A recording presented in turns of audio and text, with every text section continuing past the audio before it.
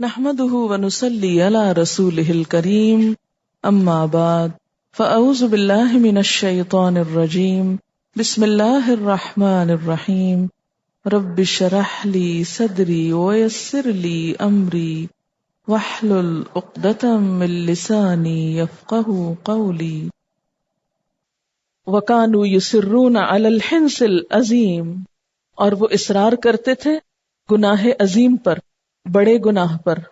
یسرون کا لفظ اصرار سے ہے، کسی چیز پہ سختی سے جمے رہنا، مصر ہونا۔ ہنس کہتے ہیں توڑنے کو۔ اسی طرح غلط اور جھوٹی قسم کے لیے بھی یہ لفظ استعمال ہوتا ہے، ایسا گناہ جو عہد و پیمان یا قسم توڑنے سے متعلق ہو، اور ایسے گناہ سبھی کبیرہ گناہ ہوتے ہیں۔ مثلا یہاں اس سے مراد شرک ہے، اور شرک میں کیا توڑتا ہے انسان؟ وعدہ الست، کیونکہ اللہ تعالیٰ نے بندوں سے وعدہ لیا تھا نا کہ الستو بربکم، تو سب نے کہا تھا بلا، اور دنیا میں آ کر اس عہد پہ قائم نہ رہے۔ اسی طرح پیغمبروں کو جھٹلانا بھی کبیرہ گناہ ہے۔ کس طرح کہ اس میں بھی عہد شکنی ہے۔ ہر پیغمبر نے بعد والے پیغمبر پر ایمان لانے کے لیے کہا، اور ایک پیغمبر کو جھٹلانا سب کا جھٹلانا ہو گیا، عہد توڑنا ہو گیا۔ وَكَانُوا يَقُولُونَ، اور وہ کہا کرتے تھے، اَإِذَا مِتْنَا وَكُنَّا تُرَابًا، کیا بھلا جب ہم مر جائیں گے اور مٹی ہو جائیں گے اور ہڈیاں ہو جائیں گے، اِنَّا لَمَبْعُوثُونَ، تو کیا بے شک ہم دوبارہ اٹھا کھڑے کیے جائیں گے، پھر پیدا کیے جائیں گے۔ اب آباؤنا الاولون، کیا ہمارے پہلے باپ دادا بھی اٹھائے جائیں گے، یعنی جو پہلے گزر چکے۔ قل، آپ کہہ دیجئے، ان الاولین والآخرین، کہ بے شک پہلے اور پچھلے، لمجموعون، البتہ جمع کیے جانے والے ہیں، الی میقات یوم معلوم، ایک مقرر دن کے وقت پر، یعنی قیامت کے دن پر سب کو اکٹھا کیا جائے گا، ایک وعدے کا وقت اور وعدہ گاہ ہے سب کی۔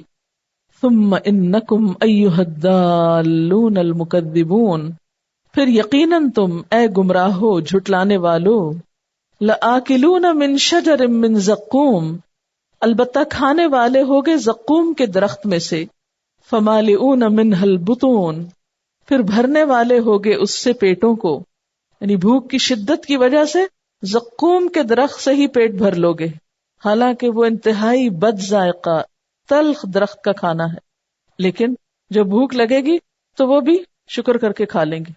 دنیا میں آپ دیکھیں کہ ذرا مرضی کا کھانا نہ ہو تو ہم کتنے نخرے کرتے ہیں، اور پھر اس کے بعد کتنی حجتیں کرتے ہیں، یعنی ذرا مرضی کے خلاف چیز ہو جائے تو ہم سب کچھ بھول جاتے ہیں، ہر عہد توڑنے پہ تیار ہو جاتے ہیں، سارے اللہ اور بندوں سے کیے ہوئے عہد توڑ ڈالتے ہیں، لیکن یہ بھول جاتے ہیں کہ دنیا میں اچھے کھانوں کی چاہت یا اشتہا یا خواہش کہیں ایسا نہ ہو کہ ایسی غافل کر دے کہ بدلے میں کچھ اور کھانا پڑے۔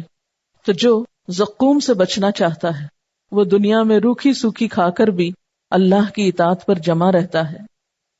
فشاربون علیہ من الحمیم، پھر پینے والے ہیں اس پر کھولتے ہوئے پانی سے، یعنی زقوم کھا کے جب پیاس لگے گی تو ابلتا پانی گٹ گٹ پی جائیں گے، تو اندر جا کے وہ کیا گڑگڑاہٹ کرے گا، کیسے کیسے ابال آئیں گے، کیسی کیسی پیٹ درد ہوگی۔ پھر ایک تو زقوم کا زہر کھائے انسان اور اوپر سے ابلتا پانی پیے، تو اندر جا کے ہر چیز کو گلا نہ دے، وہ اذیت اور تکلیف اور ٹارچر کی انتہا نظر آتی یہاں اگر کوئی محسوس کر سکے، اور جس کو یہ محسوس ہو وہ ہر حرام کھانے سے بچ جائے، وہ کبھی بھی حرام کی طرف ہاتھ نہ بڑھائے۔ فشاربون علیہ من الحمیم فشاربون شرب الہیم، پھر وہ پینے والے ہوں گے پیاس سے اونٹ کی طرح پینا۔ ہیم کا لفظ جو ہے اونٹ کے مرض استسقاء کے لیے بولا جاتا ہے کہ وہ پانی پیتا چلا جاتا ہے، پیتا چلا جاتا ہے۔ اہیم کہتے ہیں پیاسے اونٹوں کو، اور یہ خاص بیماری ہوتی ہے اونٹوں میں کہ جتنا پانی پیتے ہیں اتنی ان کی پیاس بڑھتی ہے، پیٹ پھٹنے کے قریب ہوتا ہے لیکن وہ اور پانی پیتے ہیں، یعنی پینے سے تکلیف بھی ہوتی ہے لیکن پیاس نہیں ختم ہوتی۔ تو اہل جہنم کی بھی پانی پی پی کر پیاس نہیں ختم ہوگی، ہو بھی کیسے سکتی؟ جب بہت سخت دھوپ گرمی سے انسان آتا ہے تو کیا جی چاہتا ہے؟ چائے پیے، بغیر ٹھنڈا کیے ہوئے پانی پیے؟ نہیں، اس وقت تو گرم پانی زہر لگتا ہے، گرم پانی نہیں پی سکتے، ٹھنڈا پانی چاہیے اور بہت ٹھنڈا چاہیے۔ اور وہاں کیا ہے کہ ابلتا پانی، اس لیے وہ پی کر بھی پیاس نہ بجھے گی، پیاس سے اونٹ کی طرح یا توس لگے ہوئے اونٹ کی طرح، یعنی وہ جو بیماری والے اونٹ کی طرح وہ پانی پیتے چلے جائیں گے، یعنی شدید پیاس. آپ دیکھیے کہ پانی کا زیادہ پینا بھی تو ایک تکلیف کا سبب ہوتا ہے نا. کبھی آپ کو بہت پیاس لگی ہو، پھر آپ پانی زیادہ پی لیں، پھر کیا ہوتا ہے؟ الٹا اور پریشانی ہو جاتی، یعنی وہ پی کر بھی تکلیف دیتا ہے. یہاں کوئی ٹیسٹ نہیں، کوئی ٹھنڈک نہیں اس میں، لیکن پیاس اتنی شدت کی ہوگی، یعنی یہ پیاس بھی ایک عذاب ہوگا جو بجھنے کا نام نہ لے گی. اور پھر پانی کی کثرت ایک اور عذاب ہوگا، یعنی زیادہ پینا اس کا اور مصیبت کا سبب ہوگا. ھذا نزلہم یوم الدین، یہ ان کی مہمانی ہے جزا سزا کے دن میں، قیامت کے دن. یہاں بطور استہزاء کے جہنم والوں کو ملنے والی چیزوں کو مہمانی کہا گیا، جیسے ایک اور جگہ پر آتا نا فبشرہم بعذاب علیم. وَأَصْحَابُ الشِّمَالِ مَا أَصْحَابُ الشِّمَالِ فِي سَمُومٍ وَحَمِيمٍ. وَأَصْحَابُ الشِّمَالِ مَا أَصْحَابُ الشِّمَالِ فِي سَمُومٍ وَحَمِيمٍ وَظِلٍّ مِّن يَحْمُومٍ لَا بَارِدٍ وَلَا كَرِيمٍ.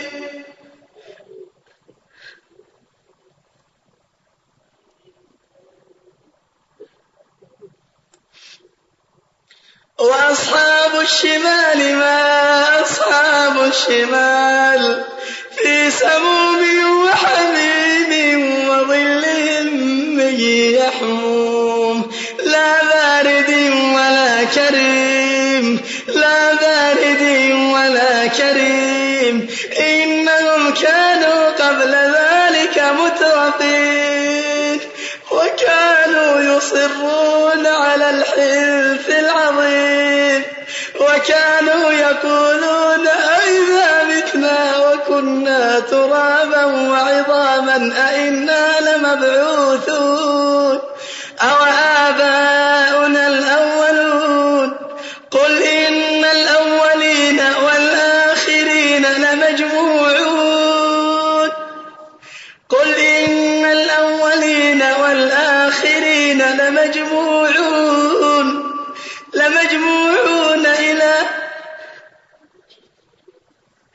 لمجموعون إلى ميقات يوم معلوم. ثم إنكم أيها الضالون المكذبون لآكلون من شجر من زقوم فمالئون منها البطون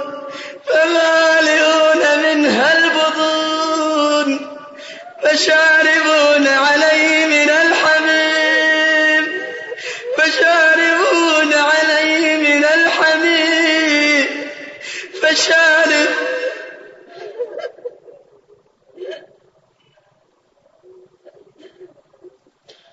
ثم إنكم أيها الضالون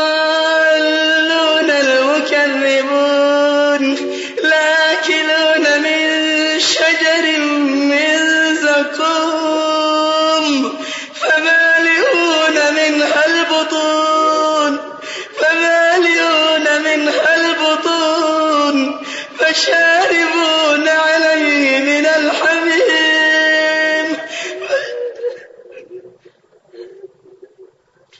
فشاربون عليه من الحميم فشاربون شرب الهيم هذا نزلهم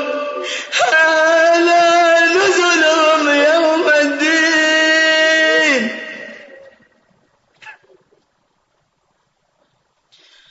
هذا نزلهم يوم الدين.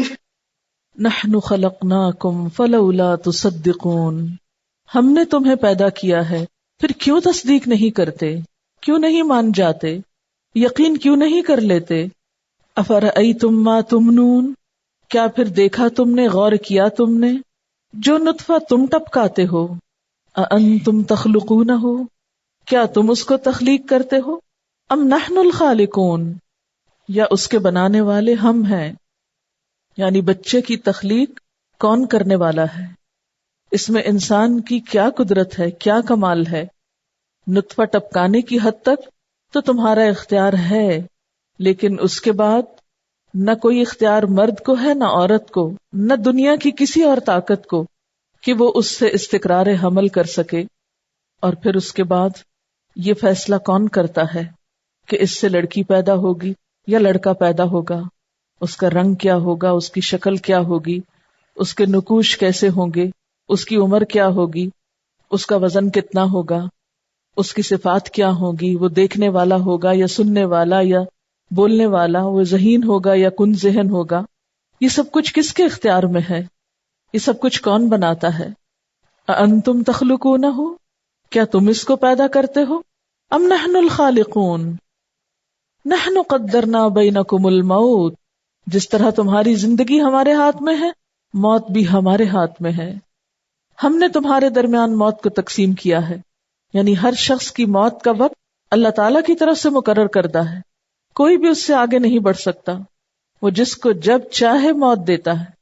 ایک سپرم اور ایگ کے ملاپ کے وقت بھی کتنے بے شمار لاکھوں سپرمز ہوتے ہیں جو ختم ہو جاتے ہیں، جن کے اندر زندگی نہیں رہتی.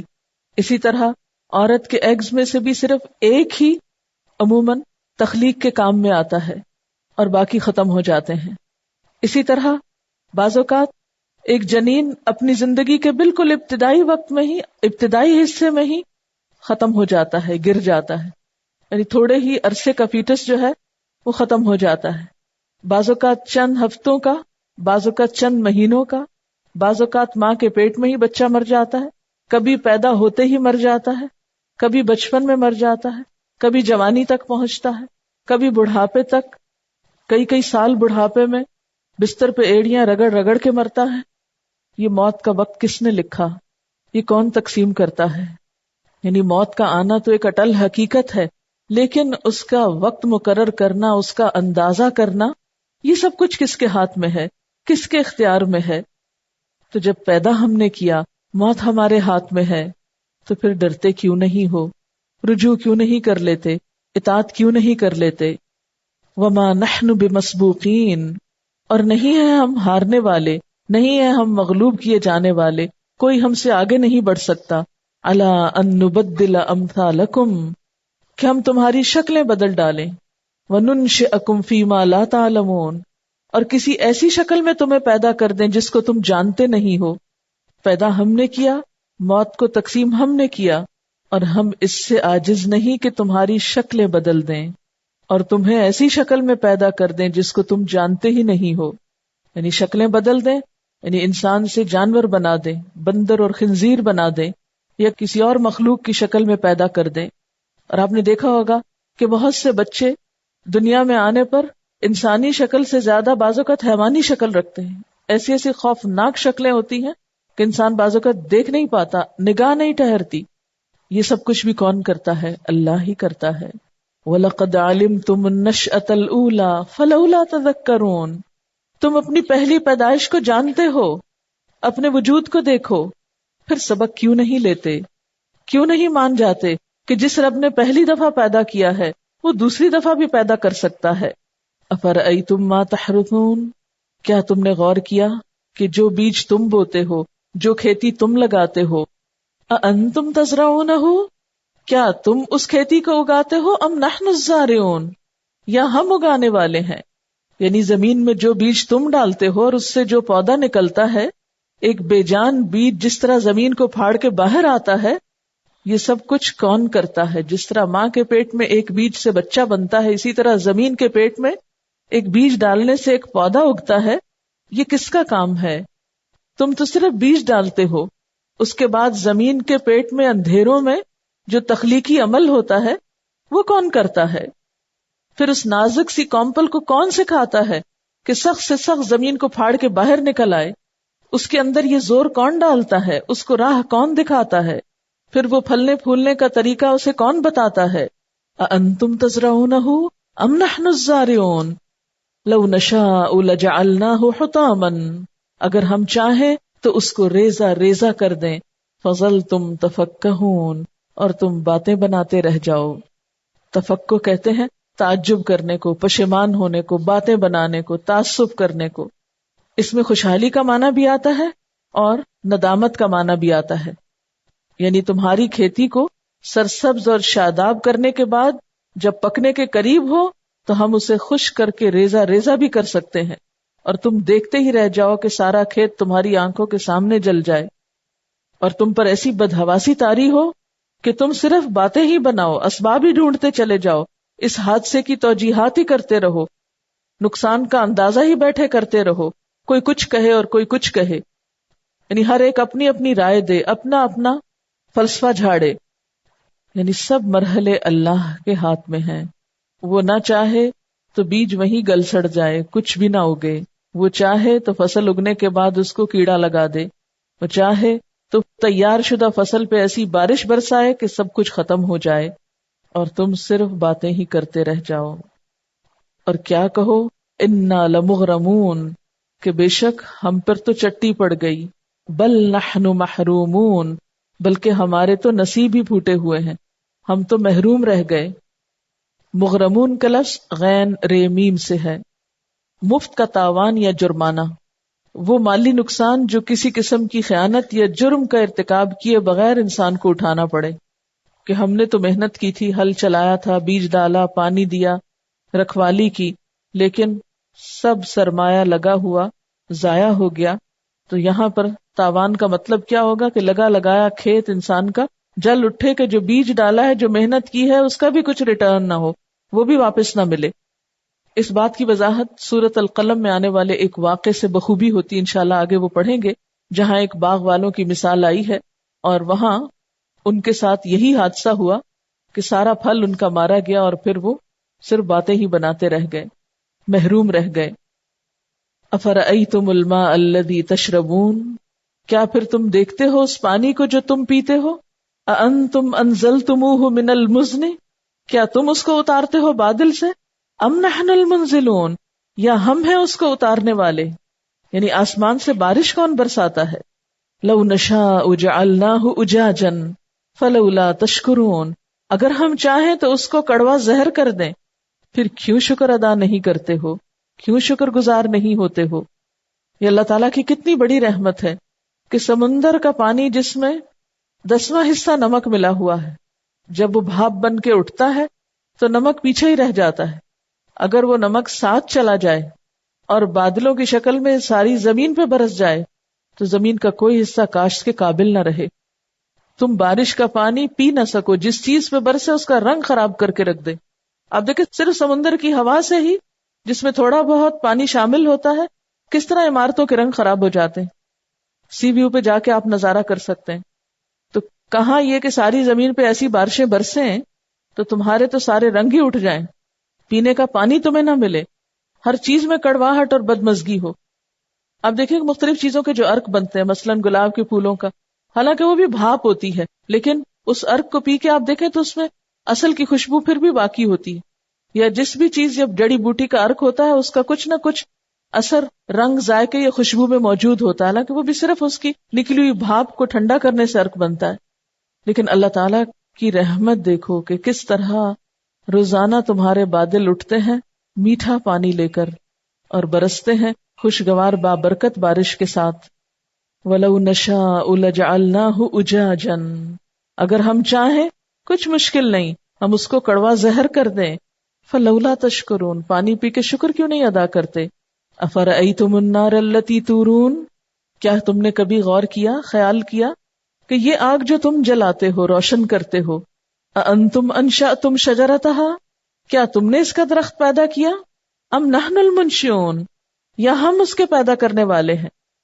عربوں کے ہاں بعض درخت ایسے تھے، مرخ اور افار نام کے، جن کی شاخیں باہم ٹکرا کر آگ پیدا کرتے تھے، جیسے چکماک کے پتھر سے. اس وقت دیا سلائی کا زمانہ تو نہ تھا، ایسے ہی درختوں سے آگ جلائی جاتی تھی. فرمایا کہ یہ آگ جلانے کا سامان کس نے پیدا کیا؟ آپ خود سوچیں کہ اگر ایسی کوئی چیز اللہ تعالیٰ نہیں بناتے تو پہلی دفعہ آگ کہاں سے آتی؟ اور اسی طرح درخت سوکھ کر ایندھن بنتے ہیں، اور کچھ عرصہ پہلے تک تو دنیا میں صرف ایندھن درختوں سے ہی حاصل ہوتا تھا، تیل اور گیس تو دریافت ہی نہیں ہوئی تھی. ایک لکڑی سے ہی آگ کا تصور وابستہ تھا. افرأیتم النار التی تورون، کیا تم نے غور کیا کہ یہ آگ جو تم سلگاتے ہو، اانتم انشأتم شجرتها، کیا تم نے اس کے درخت کو اگایا، ام نحن المنشئون، یا ہم ہیں اگانے والے، نحن جعلناها تذکرۃ، ہم نے اس کو یاد دہانی کا ذریعہ بنا دیا. یعنی یہ آگ جو ہے اس میں بے شمار فائدے پائے جاتے ہیں. بہت سی چیزوں کی تیاری میں آگ ہی کام آتی ہے. اگر آگ نہ ہوتی تو تم کچھ بھی کام نہ کر پاتے. اور انسان ہی وہ واحد مخلوق ہے اس زمین پر جو آگ سے کام لے رہی. جانور بیچارے تو آگ پہ اپنا کھانا نہیں پکاتے، ان کو تو آگ سے کوئی غرض نہیں، نہ وہ سردیوں میں اس کو جلا کے سینکتے ہیں، نہ ہی انہیں جنگل میں رہنے کے لیے آگ جلا کے روشنی کرنے کی ضرورت ہوتی ہے. یہ سب کچھ انسان ہی کی ضروریات میں سے ہے. نحن جعلناها تذکرۃ، اس آگ کو ہم نے تمہارے لیے ایک نشانی بنا دیا، یاد دہانی کا ذریعہ بنا دیا. اور یہ آگ ہمیں آخرت کی یاد بھی دلاتی ہے، جہنم کی آگ بھی یاد کراتی ہے. وَمَتَاعًا لِلْمُقْوِينَ، اور مسافروں کے لیے. مقوین، مقوی کی جمع صحرا نشین، مسافر، ان کے لیے ہم نے اس کو فائدے کی چیز بنایا. متاعًا یعنی جو لوگ دنیا میں ادھر سے ادھر جاتے ہیں، یعنی پہلے زمانے میں جیسے کہ زیادہ تر سفر زمینی ہوتا تھا تو پکی ہوئی چیزیں ساتھ رکھ کے نہیں جا سکتے تھے کہ کھانا گھر سے ہی پیک کر کے لے جائیں، یا ریسٹورانٹس وغیرہ بھی نہیں ہوتے تھے. تو عموماً مسافر لوگ جہاں کہیں پڑاؤ ڈالتے وہاں جنگل سے لکڑیاں چن کے لاتے اور آگ سلگا کر کھانا تیار کرتے. فرمایا کہ اس آگ کو ہم نے تمہارے لیے یاد دہانی کا ذریعہ بھی بنایا اور مسافروں کے لیے بھی فائدے کی چیز بنایا. اور اب تک آپ دیکھیں کہ جب بھی کبھی کیمپنگ ہوتی ہے یا لوگ تفریح وغیرہ کے لیے نکلتے ہیں تو عموماً جو آگ وغیرہ جلائی جاتی ہے وہ لکڑیوں ہی کی ہوتی، کیونکہ وہی زیادہ کنوینئنٹ ہوتی ہے جنگل وغیرہ میں. ان ساری نعمتوں کو پا کر کتنے سوال ہیں. ان سب چیزوں پر اگر آپ غور کریں اور لوگوں کو کرنا سکھائیں تو یقیناً لوگوں کے سر شکر سے جھک جائیں. ان آیات میں بہت بہترین درس ہو سکتا ہے. ایک ایک چیز کے خصائص آپ بتائیں. یہ سب کچھ کون کرتا ہے؟ ایکسپلین کرتے جائیں اور پھر لوگوں سے پوچھیں یہ خود کیسے ہو سکتا ہے. یہ عاجز کر دینے والے سوال ہیں. ایک ایک اہم چیز، آگ، پانی، زراعت، انسان کی تخلیق اور موت، یہ سب کچھ لوازمات زندگی میں سے ہیں. جب مان جاؤ کہ یہ سب کچھ اللہ نے پیدا کیا ہے تو پھر ایک ہی راستہ ہے، اور وہ کیا؟ فَسَبِّحْ بِاسْمِ رَبِّكَ الْعَظِيمِ، پس تسبیح کیجیے اپنے رب عظیم کے نام کی. یعنی پھر اسی کا حق بنتا ہے کہ اس کو یاد کیا جائے، اس کی تعریف بیان کی جائے، اس کا ذکر کیا جائے، اس کا نام لیا جائے. اور دوسرا معنی کہ اگر یہ لوگ نہیں بھی مانتے تو نہ مانیں، لیکن آپ اپنے رب کی تسبیح کرتے رہیں جس نے یہ ساری چیزیں بنائی ہیں. فَسَبِّحْ بِاسْمِ رَبِّكَ الْعَظِيمِ، پس تسبیح بیان کیجیے اپنے رب عظیم کے نام کی یا اس کے نام کے ساتھ. یہاں پر تسبیح کرنے کو کیوں کہا جا رہا ہے؟ ان تمام نعمتوں کی وجہ سے جن کی یاد دہانی پچھلی آیات میں کروائی گئی. انسان سے مختلف سوالات کیے گئے کہ وہ تمام چیزیں جن پر تمہاری زندگی کا انحصار ہے وہ سب کچھ تم کہاں سے حاصل کرتے ہو؟ جس رب کا دیا ہوا کھاتے ہو اسی کی خوبی بیان کرو، اسی کی پاکیزگی بیان کرو، اسی کا نام لیا کرو، اسی کو یاد کیا کرو. فلا اقسم بمواقع النجوم، پس نہیں میں قسم کھاتا ہوں ستاروں کے مواقع کی. فلا پس نہیں، یہاں پر لا نہیں کے معنوں میں اگر لیا جائے تو اس سے مراد پچھلی کسی بات کی نفی ہے. وہ کون سی بات ہے؟ قرآن پاک کے مخالفین کی بات جو قرآن کو شاعری یا کہانت قرار دیتے تھے. فرمایا تمہاری یہ بات درست نہیں، پس نہیں یعنی جو کچھ تم کہتے ہو وہ ماننے کی بات نہیں، بلکہ میں قسم کھا کے کہتا ہوں. کس چیز کی قسم؟ بمواقع النجوم، ستاروں کے واقع ہونے کی جگہ کی. وَإِنَّهُ لَقَسَمٌ لَوْ تَعْلَمُونَ عظیم، اور بے شک وہ البتہ ایک قسم ہے اگر تم جانتے ہو تو بہت بڑی، یعنی معمولی قسم نہیں. کس بات پر؟ إِنَّهُ لَقُرْآنٌ کریم، کہ بے شک وہ قرآن عزت والا ہے، یعنی شاعری اور کہانت نہیں ہے. بعض کے خیال میں یہاں پر لا زائد ہے اور معنی کیا ہوگا؟ میں قسم کھاتا ہوں. لیکن زیادہ بہتر یا راجح تفسیر وہی ہے جو پہلے درجے پر ہوئی ہے. قسم جس چیز پر یہاں کھائی گئی ہے وہ مواقع النجوم ہے. مواقع کا لفظ واو قاف عین سے ہے. وقع کا مطلب ہوتا ہے گرنا، ثابت ہونا. اسی سے لفظ وقوع پذیر ہونا ہے، اردو میں بھی استعمال ہوتا ہے. یہاں پر لفظ مواقع استعمال ہوا ہے جو موقع ان کی جمع بھی ہے اور موقعاتن کی بھی. اگر اس کو موقع ان کی جمع لیا جائے تو اس سے مراد منزلیں، اترنے کی جگہ، ستاروں کے غروب ہونے کے منازل. اسی طرح اس سے مراد موقع یعنی گرنے کی جگہ، اور اس کی جمع پھر مواقع آتی ہے. مواقع القطر بارش ہونے کی جگہ، مواقع القتال جنگ کی جگہ. اسی طرح اگر اس کو موقع سے لیا جائے تو اس سے مراد بھی گرنے کی جگہ ہوگا. موقعۃ الطائر کہتے ہیں پرندے کے اترنے کی جگہ کو. تو اس طرح مواقع النجوم کا معنی کیا ہوگا؟ نجوم کے اترنے کی جگہ، جہاں ستارے اتر جاتے ہیں. اب ستاروں کا اترنا ایک تو ان کا غروب ہونا ہے، یعنی وہ جگہ جہاں پر ستارے جا کے چھپ جاتے ہیں، اور اس سے مراد عام فہم معنوں میں روزانہ ستاروں کا طلوع اور غروب ہونے کا نظام ہے. لیکن جدید تحقیقات کی روشنی میں مواقع سے مراد بلیک ہولز بھی لیے گئے، جہاں جا کر ستارے ہمیشہ کے لیے گم ہو جاتے ہیں، نگل لیے جاتے ہیں. یعنی وہ ہول ستاروں کو ایک طرح سے سک کر لیتے ہیں، وہاں جا کے گر پڑتے ہیں یا ختم ہو جاتے ہیں. اسی طرح اس سے مراد شہاب ثاقب بھی لیا گیا ہے کہ ان جنات پر جو آسمانوں پر جا کر فرشتوں کی باتیں سننے کی کوشش کرتے تھے اور پھر ان کا پیچھا کرنے کے لیے ان پہ ستارے پھینکے جاتے تھے، یعنی شہاب ثاقب کی شکل میں. اچھا، بعض لوگوں نے یہاں پر نجوم سے مراد آیات بھی لی ہیں اور مواقع سے مراد پیغمبروں کے دل ہیں، یعنی یہ ایک اور تفسیر کی گئی ہے. تو یوں پھر ترجمہ کیا گیا کہ میں قسم کھاتا ہوں آیتوں کے اترنے کی پیغمبروں کے دلوں میں. اور بعض نے اس سے مراد قیامت کے روز ستاروں کا جھڑنا لیا ہے، یعنی جب قیامت آئے گی تو ستارے گر پڑیں گے، بکھر جائیں گے. پھر اسی طرح بعض نے اس سے مراد قرآن پاک کا آہستہ آہستہ اترنا لیا ہے. اور جیسا کہ آپ جانتے ہیں کہ یہ قسم دراصل گواہی کی قسم ہے، عظمت کی قسم نہیں، کہ نعوذ باللہ اللہ تعالیٰ ستاروں کے مواقع سے متاثر ہیں یا ان کی عظمت کے پیش نظر اس کی قسم کھا رہے ہیں. یعنی انسان جب اللہ تعالیٰ کی قسم کھاتا ہے تو اس سے مراد اللہ تعالیٰ کی عظمت کا اظہار ہوتا ہے کہ میں اس کو بہت بڑا سمجھتا ہوں، اس لیے اس کو گواہ بناتا ہوں.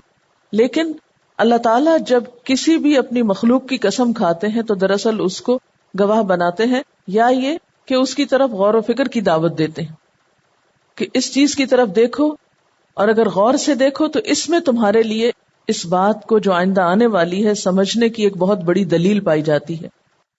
وآخر دعوانا ان الحمد للہ رب العالمین. سبحانک اللہم وبحمدک نشہد ان لا الہ الا انت نستغفرک ونتوب الیک. والسلام علیکم ورحمۃ اللہ وبرکاتہ.